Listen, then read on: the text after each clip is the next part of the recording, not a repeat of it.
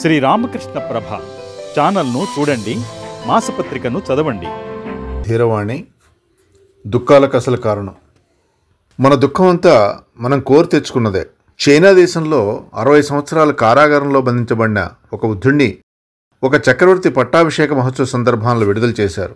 అతడు బయటకొచ్చి, ఇక్కడ బతకలేను, కారాగారంలోని చిట్టెలుకలు చుంచెలుకల మధ్యకు వెళ్ళిపోతాను, ఈ వెలుతురు నాకు దుస్సహంగా ఉంది, నన్ను చెరసాల్లోకైనా పంపేయండి లేదా చంపేయండి అని మొరపెట్టుకున్నాడు. తిరిగి అతన్ని కారాగారానికి పంపేశారు. మానవులందరి పరిస్థితి సరిగ్గా ఇలాగే ఉంది. అనేక రకాలైన దుఃఖాలు వెంటలు పడుతుంటాయి. వాటి నుంచి బయటపడడానికి ఇష్టపడం. అనుదినం మనం సుఖం వెంట పరిగెత్తే కొద్దీ అది మనకు లభించకుండా అదృశ్యమైపోతుంది. నువ్వుల నుండి నూనె తీసే గానుగలను తిప్పడానికి ఎడ్లను కడతారు. ఎద్దు మెడపై కాడి ఉంటుంది. కాడి నుంచి ముందుకు పొడుచుకొని వచ్చినట్టుగా ఒక కొయ్య ముక్క ఉంటుంది. దానిపైన కొంత గడ్డిని వేలాడగడతారు. ఎద్దు కళ్ళకు కట్టిన గంతల వల్ల ఎద్దు ముందుకే చూడగలదు. గడ్డిని అందుకోవటానికి అది మెడను ముందుకు తోస్తుంది. ఆ కొయ్య ముక్క ముందుకి కదులుతుండటం వల్ల అది గడ్డిని అందుకోలేదు, కానీ అందుకునే ఆశతో చుట్టూ తిరుగుతూ ఉంటుంది. అలా తిరగడం వల్ల గానుగ నుండి నూనె వస్తుంది. అలాగే మనందరం సుఖభోగాలనే ఈ గడ్డి చుట్టను సదా వెంటాడుతున్నాం. మనం తిరిగే చుట్లే మనమెత్తే అసంఖ్యాకమైన జన్మలు. మనం కోరవేమో మనకు లభించవు. మనం ఎప్పుడూ కోరుకున్నది సుఖాన్ని మాత్రమే.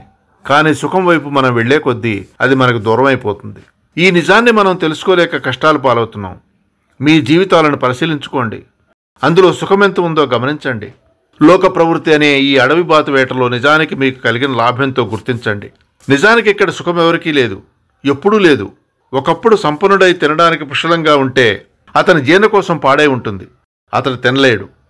ఇంకొకరికి జీర్ణశక్తి బాగా ఉన్నా, సముద్రపు కాకిలా జీర్ణించుకోగల శక్తి ఉన్నా అతనికి తినడానికి ఏమీ ఉండదు.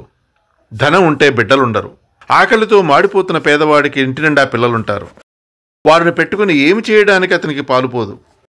ఇలా ఉండటానికి కారణం ఏమిటి? అందుకు కారణం సుఖం దుఃఖం ఒకే నాణానికి ఉన్న బొమ్మ బొరుసు లాంటివన్న నిజాన్ని విస్మరించడమే.